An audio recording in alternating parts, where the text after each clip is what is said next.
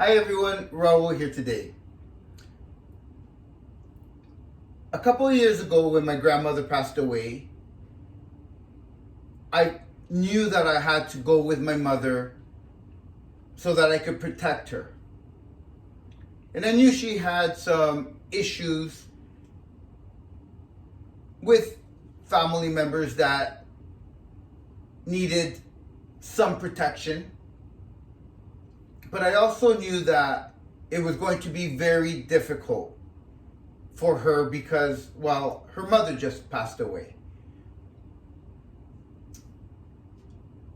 I did not know how I was going to protect her, but it turned out that I was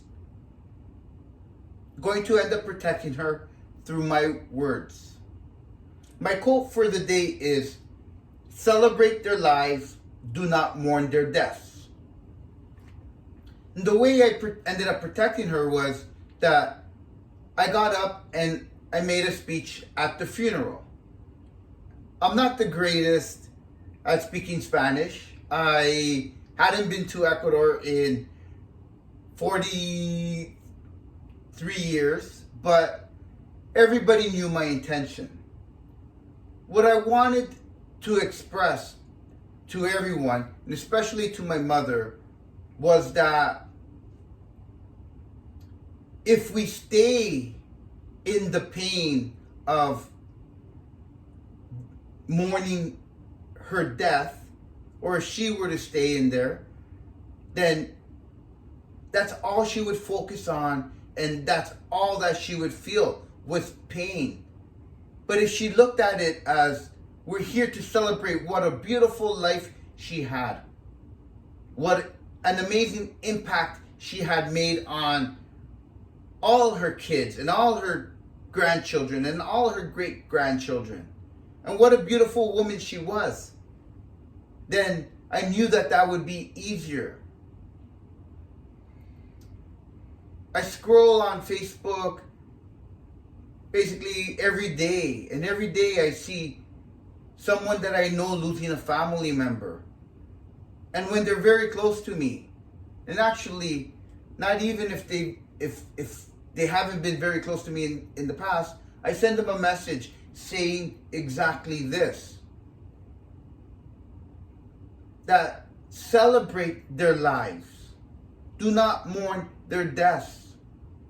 If you focus on the celebration of the impact that they made on your life, on the impact that they made on other lives, even if that relationship wasn't the best, you could still have the opportunity to get through the healing process of losing a loved one, a family member, or a friend in a much more loving way to yourself, and not hurting, and still respecting the person that passed away. If you spend the time to just take a second and look at what can you be thankful for the person that had just passed away. What did they contribute to? Bad or good?